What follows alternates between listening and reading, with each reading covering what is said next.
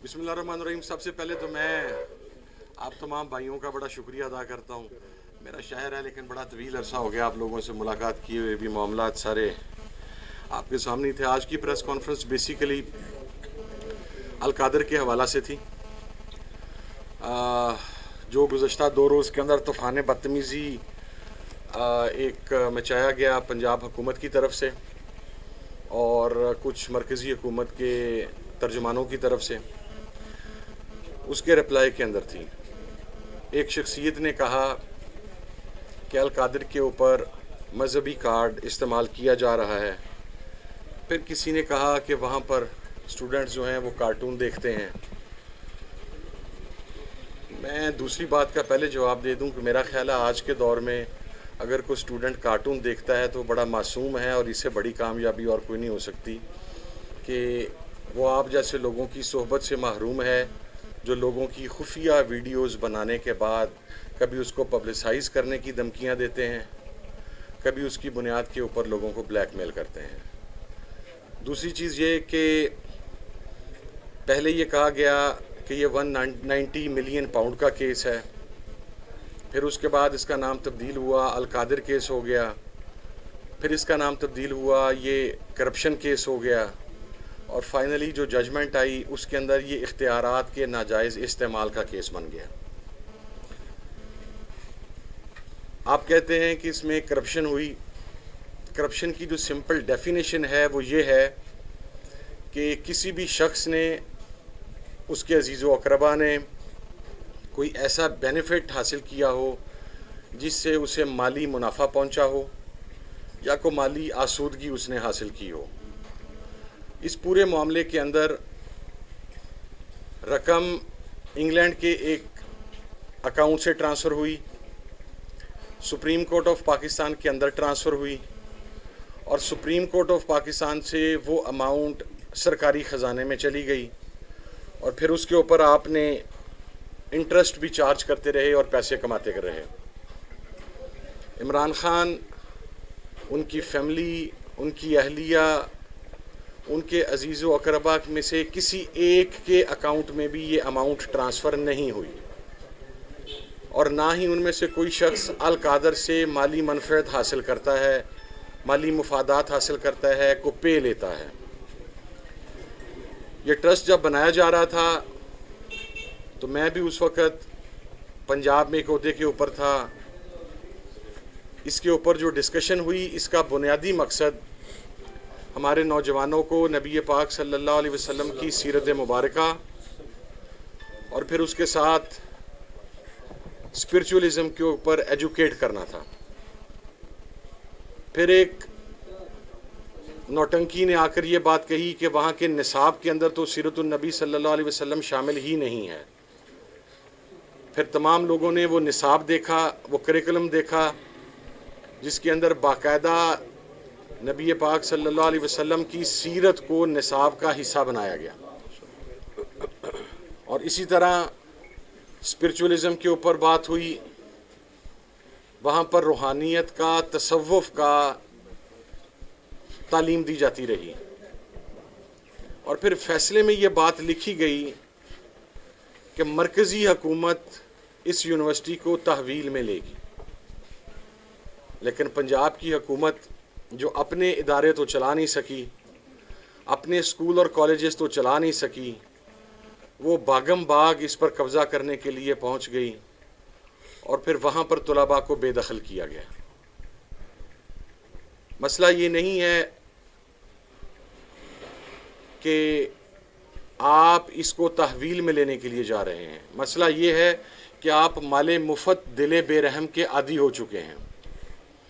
Trust की जो definition है वो अगर खोली जाए तो फिर शरीफ एजुकेशन कॉम्प्लेक्स जो है, जो कि एक ट्रस्ट है, उसके हक़ाइक़ भी मंजर आम पर आनी चाहिए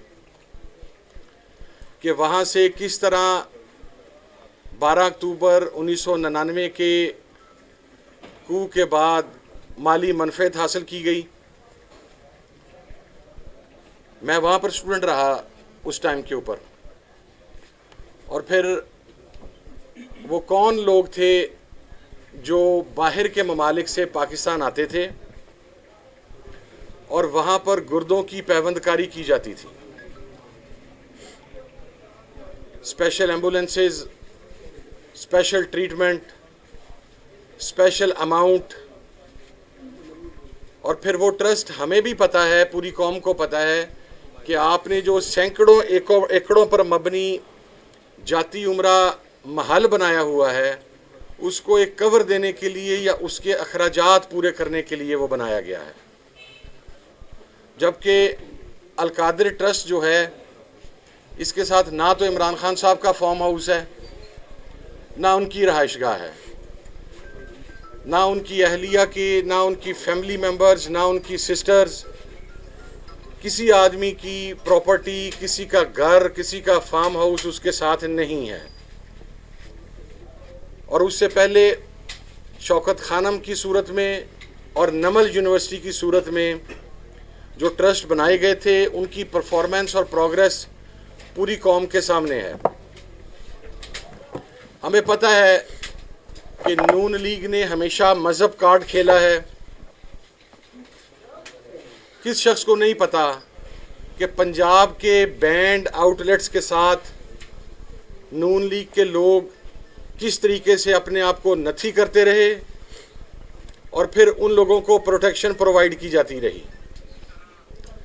آج پنجاب کے اندر وہ شخصیات جو بینڈ آؤٹ لیٹس کے ہٹ لسٹ پر ہیں، ملیٹنٹ کی ہٹ لسٹ پر ہیں، ان شخصیات کی تو آپ سیکورٹی واپس لے لیتے ہیں، لیکن جو بینڈ آؤٹ لیٹس کے ملیٹنٹ گروپس کے سربراہان ہیں، وہ باقاعدہ پنجاب پولیس کی اسکارٹ کے اندر ٹریول کرتے ہیں. ان تمام لوگوں کو آپ تحفظ فراہم کرتے ہیں. پھر یہ بھی پوچھا جانا چاہیے کہ میاں صاحب نے بے نظیر صاحبہ کے خلاف جو عورت کارڈ استعمال کیا، اس کے اوپر ان کی کیا رائے ہے؟ جو مذہب کارڈ وہاں پر استعمال کیا گیا، یہاں پر قطعاً کوئی مذہب کارڈ نہیں ہے. یہ خالصتاً ایک یونیورسٹی تھی اور ہے اور انشاءاللہ رہے گی جو ہمارے معاشرے کے معروضی حالات ہیں کہ متشدد سوچ، ایک فرقہ پرستانہ سوچ یا ایک ایکسٹریمسٹ سوچ، اس کو ایریڈیکیٹ کرنے کے لیے آپ تو 1988 سے اقتدار میں آنے شروع ہوئے اور آج کے دن تک اقتدار ہیں. کوئی ایک ایسا ادارہ نہیں بنا سکے جہاں پر دین اسلام کی صحیح معنوں میں آبیاری کی جاتی ہو. آپ کے منہ سے اسلامی فوبیا کے حوالہ سے آج تک ایک بھی بات نہیں نکلی. آپ کے منہ پہ صرف ہمیشہ اغیار کی تعریفیں رہیں.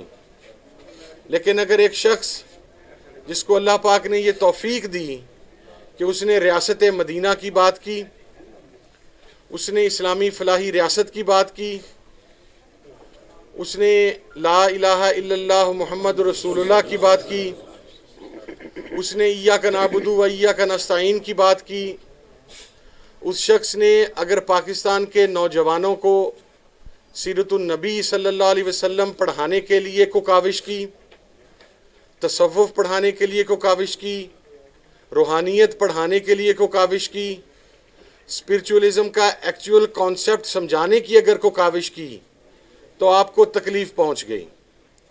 یہ بات ذہن میں رکھیے گا کہ 1 یا 2 ہیرنگز کے اندر ہائی کورٹ میں یہ کیس اڑ جائے گا.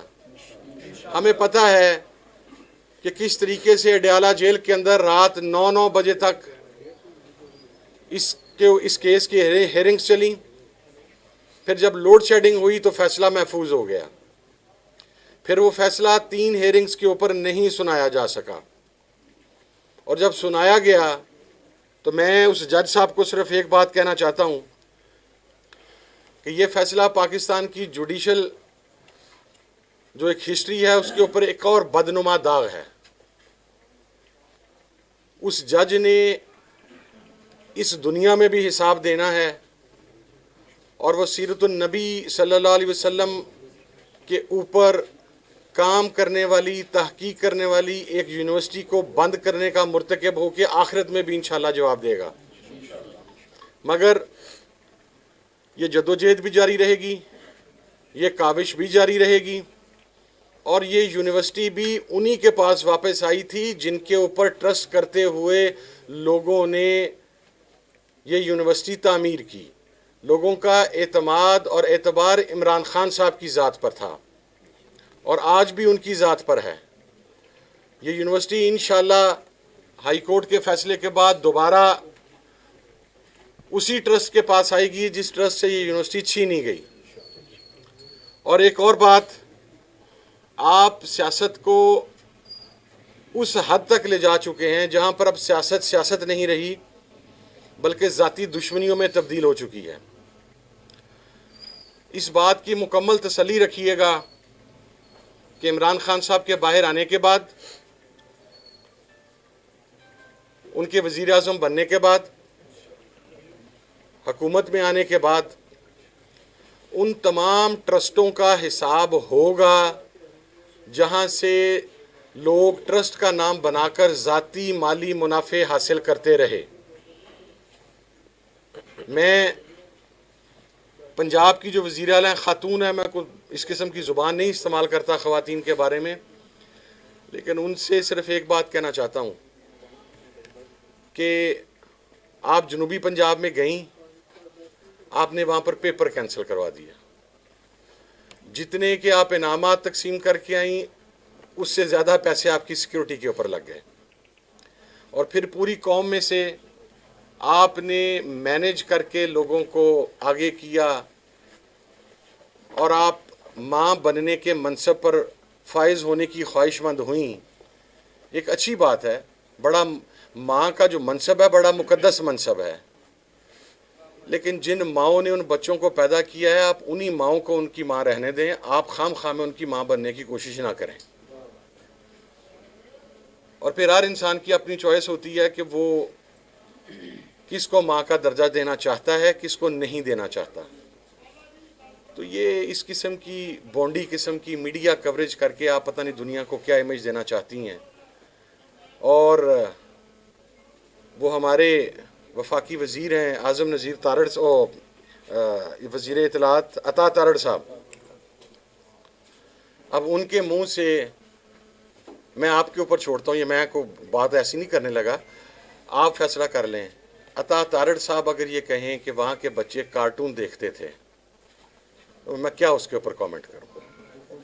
جن کا اپنا کردار کارٹونوں والا ہو، جو انگلیوں پر ناچنے والے ہوں، جو اشاروں پر ناچنے والے ہوں، جو صبح و شام مدح سرائی کر کے ان سیٹوں کے اوپر پہنچے ہوں، وہ اب لوگوں کو تانے دیں گے۔ تو انشاءاللہ ہم ایک آخر میں اس فیصلے کی میں بھرپور کنڈمنیشن کرتا ہوں کہ جس بھونڈے طریقے سے وہاں کے سٹوڈنٹس کو باہر نکالا گیا، ان کے ہاتھ میں کتابیں تھیں، آپ نے باہر نکال دیا، کیونکہ آپ کی خواہش ہی یہ ہے کہ آپ کے بچوں کے علاوہ قوم کا کوئی بچہ پڑھے نہ۔ میں ایک مرتبہ پھر اپنے تمام بھائیوں کا، صحافیوں کا، سب کا شکریہ ادا کرتا ہوں کہ آپ اتنے شارٹ نوٹس پہ یہاں پر تشریف لائے۔ اب اگر کوئی سوال ہے تو میں حاضر ہوں۔ ایک چیز جو ابھی کورٹ پہ کی جا رہی ہے کہ ایک مذاکرات بظاہر ہو رہے ہیں اور ایک مذاکرات پس پردہ اسٹیبلشمنٹ کے ساتھ بھی چل رہے ہیں، اور جو فیصلہ وہاں سے ہوگا یہ مذاکراتی ٹیمیں جو ہے وہ فیصلہ پڑھ کے ایک طرح سے سنا دیں گی، اس حوالے سے کیا کمنٹ کریں گے؟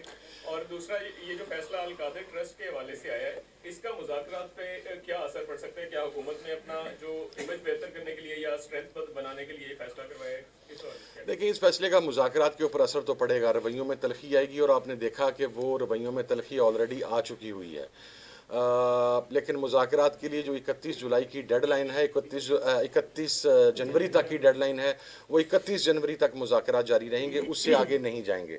دوسرا جو آپ کا یہ سوال تھا کہ اصل مذاکرات یا کہاں سے لکھا ہوا فیصلہ آئے گا، تو ایسی قطعاً کوئی بات نہیں ہے۔ حکومت کی طرف سے کچھ ملاقاتوں کے اوپر بڑی پریشانی کا اظہار ہے، انہیں وسوسے آ رہے ہیں، وزیر اعظم صاحب کو آتے رہنے چاہیے، اچھی چیز ہے، شاید ان کے وسوسے آنے کا ٹائم بھی ہوا چاہتا ہے، لیکن مذاکرات جس جگہ پر حکومت کے ساتھ ہو رہے ہیں وہیں پر ہو رہے ہیں، اور اگر حکومت اب واضح طور پر جوڈیشل کمیشن بنانے کا اعلان نہیں کرتی تو چوتھی میٹنگ نہیں ہوگی، میں کیٹیگوریکلی یہ بات عرض کر رہا ہوں۔ جی تو سر یہ بتائیے گا کہ मुज़ाकरात अगर नाकाम होते हैं तो आगे लाहे अमल क्या होगा? एहतजाज होगा, क्योंकि आपके तो पहले एहतजाज के ऊपर जो है वो इतनी सख्ती आ चुकी है, तो तहरीक इंसाफ का या सुन्नी इत्तेहाद का आगे क्या लाहे अमल होगा? नहीं, एहतजाज ही होगा जी, ज़ाहिर है एहतजाज ऑप्शंस में से एक ऑप्शन है। पार्लियामेंट के अंदर तो आप देख रहे हैं कि गुज़श्ता 1.5 हफ़्ता से जिस तरीके से पंजाब असम्बली में, नेशनल असम्बली के अंदर पार्लियामेंटेरियंस एहतजाज कर रहे हैं, और हुकूमत तो आज मेरा ख्याल है 1 हफ़्ते के बाद पहली मरतबा अपना कोरम बचाने में कामयाब हुई है। गुज़श्ता रोज़ जब वज़ीर आज़म मौजूद थे तो उस वक्त भी कोरम पूरा नहीं हो सका। पार्लियामेंट के अंदर तो एहतजाज जारी रहेगा, लेकिन फिर ज़ाहिर है सड़कों के ऊपर ही एहतजाज होगा।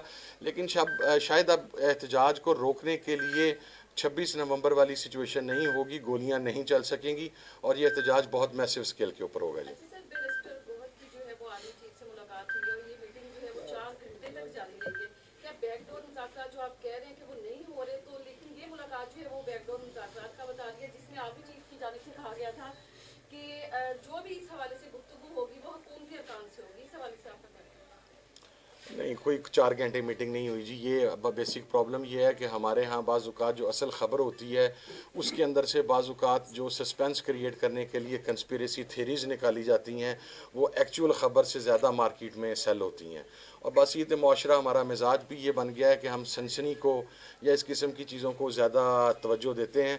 मुज़ाकरात वही हैं जो हो रहे हैं। जो बैरिस्टर गौहर साहब की मुलाकात हुई है, वो इमरान खान साहब ने भी उसका वाज़िया तौर पे ऐलान कर दिया कि वो मुलाकात हुई है। बैरिस्टर गौहर साहब ने ख़ुद भी कह दिया और तमाम लोग इस बात को ऑन कर चुके हैं। तो उस मुलाकात के ऊपर एक मुलाकात के अंदर मुज़ाकरात नहीं होते। देखिए, मैं आपको एक उसमें थ्योरी दे देता हूँ कि अगर बफ़र्ज़ मुहाल ये बात मान ली जाए कि बैरिस्टर गौहर साहब के मुज़ाकरात वहाँ पर हो रहे हैं और यहाँ पर अगले 4-5 दिन, थोड़े दिन ही रह गए हैं, 5 दिन में कमेटी नहीं बनती, तो फिर उन मुज़ाकरात की क्या हैसियत हो जाएगी जब हम कॉल ऑफ कर देंगे।